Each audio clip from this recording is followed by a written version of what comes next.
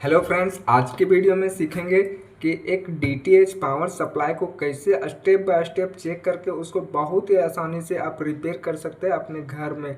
तो देख सकते हैं हमारे पास एक डीटीएच सेट टॉप बॉक्स है जो पूरी तरीके से डेड कंडीशन में। चलिए एक बार चेक कर लेते हैं। प्लग को लगाते हैं बोर्ड में, तो यहाँ पर देखेंगे कि कोई यहाँ पे इसमें जो डिस्प्ले की लाइट है ये हमारी ग्लो नहीं कर रही है। इसका मतलब डीटीएच पावर सप्लाई से कहीं ना कहीं खराबी होगा या कार्ड से कहीं ना कहीं खराबी होगा। तो सभी कुछ स्टेप बाय स्टेप चेक करेंगे कि प्रॉब्लम एक्चुअल में है कहाँ पे और इसको कैसे आसानी से चेक करके रिपेयर कर सकते हैं। तो चलिए सबसे पहले इस डीटीएच बॉक्स को सबसे पहले ओपन कर लेते हैं। ओपन करने के बाद इसको चेक करेंगे स्टेप बाय स्टेप। इसकी पावर सप्लाई से दिक्कत है या इसके कार्ड से दिक्कत है, तो वीडियो को पूरा कंप्लीट देखें और वीडियो पसंद आए तो वीडियो को लाइक ज़रूर करें। तो चलिए सबसे पहले सेट टॉप बॉक्स को ओपन कर लेते हैं। तो हमने सारे स्क्रू को खोल लिया है। अब डीटीएच पावर सप्लाई की कैबिनेट को यहाँ से खोलेंगे तो देख सकते हैं यहाँ पे जो इसकी पावर सप्लाई है और कार्ड है। तो सबसे पहले पावर सप्लाई में आपको मैनुअली चेक कर लेना है कि इसमें कोई सा भी कंपोनेंट यहाँ पे जला हुआ तो नहीं दिख रहा है। इस तरीके से आपको मैनुअली चेक कर लेना है। उसके बाद आपको इस वायर को चेक कर लेना है, जो यहाँ पे लीड लगी हुई है इस वायर को चेक कर लेना है कि इसमें जो वोल्टेज है वो हमारा प्रॉपर यहाँ तक पहुँच रहा है या नहीं। कभी कभार ये तार ख़राब होने के कारण से भी ये डेड होता है और ये चालू नहीं होता है। तो सबसे पहले लीड को चेक करने के लिए आपको सबसे पहले यहाँ पे वोल्टेज चेक कर लेना होगा। वोल्टेज कैसे चेक करेंगे? वोल्टेज चेक करने के लिए मल्टीमीटर को AC 600 की रेंज में सेट कर लेना है। मल्टीमीटर को देख सकते हैं हमने मल्टीमीटर को AC 600 की रेंज में सेट कर लिया है। अब मल्टीमीटर के दोनों प्रोब को इस तरीके से टच करेंगे तो यहाँ पे वोल्टेज शो होना चाहिए। अगर वोल्टेज शो हो रहा है तो ये केबल हमारी सही है। तो देख सकते हैं यहाँ पे 246-47 वोल्ट यहाँ पे आ रहे हैं, मतलब ये केबल हमारी सही है, केबल में कोई भी दिक्कत नहीं है। अब लीड को वापस से बाहर निकालते हैं। केबल हमारा चेक हो चुका है, ये केबल सही है। उसके बाद आपको सबसे पहले इस पावर सप्लाई को बाहर निकाल लेनी है। पावर सप्लाई को बाहर निकालने के लिए आपको यहाँ पर देख सकते हैं इस तरीके से बाहर निकाल लेनी है। उसके बाद जितने भी यहाँ पे डायोड लगे हैं और फ्यूज लगा है, सबसे पहले फ्यूज को चेक करेंगे। तो देख सकते हैं हमने पावर सप्लाई को बाहर निकाल लिया है इस तरीके से। उसके बाद इसको जब भी आप बाहर निकाल लेंगे तो यहाँ पर कैपेसिटर जो देख रहे हैं, कैपेसिटर के दोनों लेग को इस तरीके से आपस में शॉर्ट कर देना है, क्योंकि यहाँ पे कुछ वोल्टेज स्टोर हो जाते हैं जिसके कारण से शॉक लग सकता है। इसलिए आपको यहाँ पे डिस्चार्ज कर लेना है इस कैपेसिटर को। उसके बाद ही आपको इस सप्लाई को छूना है हाथ से। तो हमने डिस्चार्ज कर लिया है। उसके बाद चलिए फ्यूज को सबसे पहले चेक कर लेते हैं।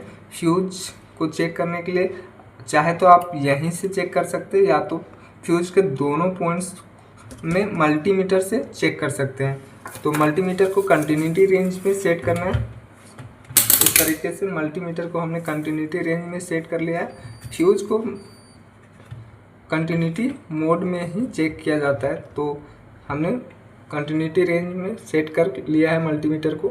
तो देख सकते हैं यहाँ पे जो मल्टीमीटर है ये हमारा प्रॉपर वर्क कर रहा है। तो फ्यूज के दोनों टर्मिनल्स में इस तरीके से टच करेंगे तो यहाँ पे बीप की आवाज़ आनी चाहिए मल्टीमीटर में। अगर बीप की आवाज़ आ रही है तो फ्यूज हमारा सही होगा, और अगर बीप की आवाज़ नहीं आती है मल्टीमीटर में तो ये फ्यूज हमारा ख़राब होगा।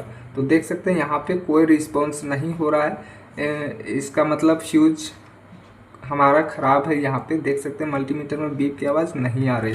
तो सबसे पहले फ्यूज़ को चेक कर लेना है। फ्यूज़ को चेक करने के बाद फ्यूज़ को ओपन करके देखेंगे फ्यूज़ बॉक्स से कि इसका फ्यूज़ सही है या ख़राब है। तो देख सकते हैं हमने फ्यूज़ को ओपन कर लिया है। और मैनुअली भी इसको देखेंगे जब, तो यहाँ पर इसमें जो वायर लगी हुई रहती है वो बहुत ही आसानी से दिख जाएगी। लेकिन यहाँ पे देख सकते हैं इस फ्यूज़ में वायर जो लगा हुआ था वो हमारा कट चुका है। एक बार फ्यूज़ को बाहर निकालने के बाद फिर से चेक कर लेते हैं मल्टीमीटर से। इस तरीके से चेक करना है। तो देख सकते हैं फ्यूज़ हमारा बिल्कुल ख़राब है। तो फ्यूज़ के ख़राब होने के कारण कई कारण हो सकते हैं, जैसे यहाँ पर जो 4 जो डायोड लगे हुए देख रहे हैं ब्रिज रेक्टिफायर के लिए, यहाँ पे 4 डायोड लगाया गया है। और इस डायोड का नंबर दिखाना चाहेंगे आपको। तो यहाँ पर जो डायोड लगा हुआ है ये हमारा IN 4007 का डायोड लगा हुआ है। और इन डायोड के ख़राब होने के कारण से ये जो फ्यूज है ये हमारा ख़राब हो सकता है।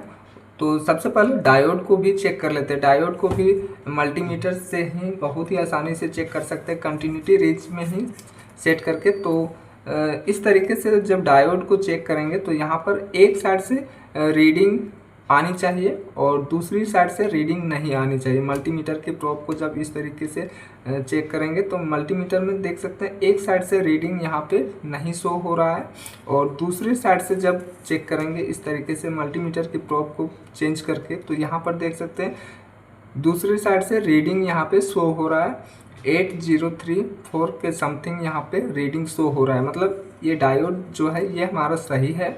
उसके बाद दूसरे डायोड को भी इसी तरीके से चेक करेंगे तो देख सकते हैं एक साइड में यहाँ पे कोई भी रीडिंग शो नहीं हुआ है, और दूसरे साइड से चेक करेंगे तो यहाँ पे दूसरे साइड से भी रीडिंग शो हो रहा है यहाँ पे। तो ये भी डायोड हमारा सही है। इसी प्रकार से सभी डायोड को चेक कर लेंगे। तो एक साइड से रीडिंग आना चाहिए और दूसरे साइड से बिल्कुल कुछ भी नहीं आना चाहिए, तब ये डायोड हमारा सही होगा। और डायोड को चेक करते टाइम मल्टीमीटर में बीप की आवाज़ नहीं आनी चाहिए। देख सकते हैं इस तरीके से अगर चेक करते हैं तो मल्टीमीटर में इस तरीके से बीप की आवाज़ नहीं आनी चाहिए। अगर किसी भी डायोड को चेक करते टाइम मल्टीमीटर में बीप की आवाज़ आती है तो वो डायोड हमारा पूरा फुली शॉर्ट होता है। तो उस डायोड को रिप्लेस करेंगे उस कंडीशन में। उसके बाद सभी डायोड को चेक करने के बाद देख सकते हैं हमने सभी डायोड को चेक कर लिया है और इसमें से कोई भी डायोड ख़राब नहीं है। तो डायोड सही होने के बाद भी ये फ्यूज़ उड़ा है तो और भी कोई आगे का कंपोनेंट जो है वो हमारा ख़राब हो सकता है, जिसके कारण से भी फ्यूज़ उड़ता है। तो यहाँ पर एक देख सकते हैं कॉमन मोड कॉइल लगा हुआ है, ये कॉइल भी ख़राब होने के कारण से भी फ्यूज़ उड़ता है। तो इस कॉइल को भी चेक कर लेंगे। कॉइल को चेक कंटिन्यूटी में ही रख के चेक करेंगे इसको भी। तो इस तरीके से देख सकते हैं यहाँ पे टोटल 4 पॉइंट बने हुए हैं, उस कॉइल से 4 पॉइंट यहाँ पे बने हुए हैं। और इस तरीके से जब चेक करेंगे तो यहाँ पे कंटिन्यूटी आनी चाहिए। जब भी कॉइल को चेक करेंगे तो मल्टीमीटर में कंटिन्यूटी आनी चाहिए। अगर कंटिन्यूटी आती है तो ये कॉइल हमारा सही है, और अगर कंटिन्यूटी नहीं आती है तो ये कॉइल हमारा ख़राब होगा। इस तरीके से देख सकते हैं आपस में यहाँ पे कंटिन्यूटी शो हो रहा है। इसका मतलब ये जो कॉमन मोड कॉइल यहाँ पे लगा हुआ है ये हमारा सही है। उसके बाद ये जो आईसी यहाँ पे लगी हुई है ये आईसी भी ख़राब होने के कारण से भी फ्यूज उड़ता है। और यहाँ पे देख सकते हैं एक डायोड और भी लगा है यहाँ पे IN 4007 का, ये भी डायोड के ख़राब होने के कारण से भी फ्यूज उड़ सकता है। तो इस डायोड को भी चेक कर लेंगे। यहाँ पे देख सकते हैं ये डायोड एक साइड से रीडिंग दे रहा है और दूसरे साइड से यहाँ पे कोई भी रीडिंग नहीं शो हो रहा है, तो ये भी डायोड सही है। जितने भी डायोड लगे हैं प्राइमरी सेक्शन में सभी कंपोनेंट को चेक कर लेंगे इस तरीके से। प्राइमरी सेक्शन और सेकेंडरी सेक्शन किसको बोलेंगे? जिधर से AC वोल्टेज इनपुट होती है उधर को हम लोग प्राइमरी सेक्शन बोलते हैं, प्राइमरी सब। और सेकेंडरी सेक्शन कहाँ से शुरू होता है? तो यहाँ पर देख सकते हैं एक ट्रांसफार्मर लगा हुआ है। ट्रांसफार्मर के जस्ट लेफ्ट साइड देखेंगे तो ये हमारा प्राइमरी सेक्शन है, और ट्रांसफार्मर के राइट साइड में देखेंगे तो ये हमारा सेकेंडरी सेक्शन है। तो इस तरीके से भी आप पहचान पाएंगे। देख सकते हैं यहाँ पे एक सेपरेट लाइन खींची हुई है, प्राइमरी सेक्शन अलग यहाँ पे किया हुआ है और सेकेंडरी सेक्शन अलग किया हुआ है। जो ट्रांसफार्मर है, देख सकते हैं ये जो ट्रांसफार्मर है, इस ट्रांसफार्मर के कुछ लेग प्राइमरी सेक्शन में है और ट्रांसफार्मर के कुछ लेग यहाँ पे सेकेंडरी सेक्शन में। देख सकते हैं इस तरीके से प्राइमरी सेक्शन में इस ट्रांसफार्मर को लगाया गया है और सेकेंडरी सेक्शन में दूसरे साइड के लेग को इसमें जोड़ा गया है इस तरीके से। तो प्राइमरी सेक्शन और सेकेंडरी सेक्शन को बहुत ही आसानी से आप पहचान पाएंगे इस तरीके से। उसके बाद जैसे फ्यूज उड़ने का कारण प्राइमरी सप्लाई में जो कंपोनेंट लगा हुआ है वो ख़राब होने के कारण से ये जो फ्यूज है वो हमारा ख़राब होता है। और कभी कभार ऐसा भी होता है कि सभी कंपोनेंट सही होने के बाद भी फ्यूज उड़ता है।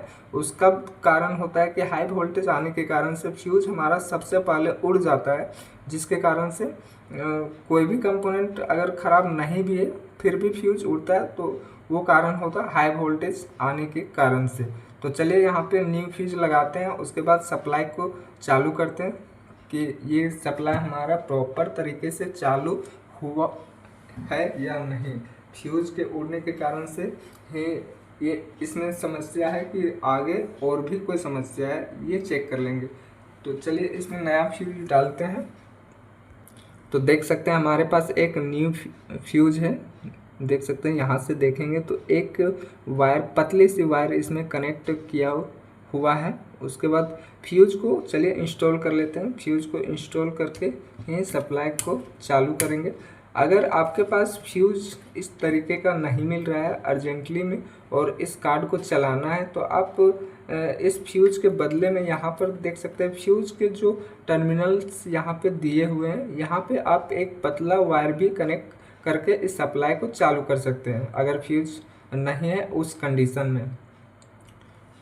तो चलिए इस पावर सप्लाई को फिर से इंस्टॉल करते हैं, उसके बाद चेक कर लेते हैं कि इसमें जो समस्या बना हुआ था वो हमारा सॉल्व हुआ या नहीं। इसकी जैक को लगा लेते हैं यहाँ पे, उसके बाद इसमें सप्लाई चेक करते हैं। तो हमने बोर्ड पर लगा लिया है प्लग को और इसमें यहाँ पर इस तरीके से फ्यूज को हमने सिर्फ चेंज किया है। और यहाँ पर देख सकते हैं ये जो DTH सप्लाई जो यहाँ पे फॉल्ट बना था उसमें से फ्यूज का ही फॉल्ट था, जो हाई वोल्टेज आने के कारण से ये जो प्रॉब्लम था ये बना हुआ था। तो देख सकते हैं ये जो DTH बॉक्स है ये हमारा चालू हो चुका है। सिर्फ एक फ्यूज ही ख़राब था इसमें और ज़्यादा कुछ ख़राब नहीं था। तो उम्मीद करते हैं ये वीडियो आपको ज़रूर पसंद आई होगी। इसी तरह का और वीडियो देखना चाहते हैं तो हमारे इस चैनल को सब्सक्राइब करके बेल आइकन ज़रूर प्रेस कर लेना इसी तरह का और वीडियो देखने के लिए। तो वीडियो को पूरा देखने के लिए आपको बहुत बहुत धन्यवाद।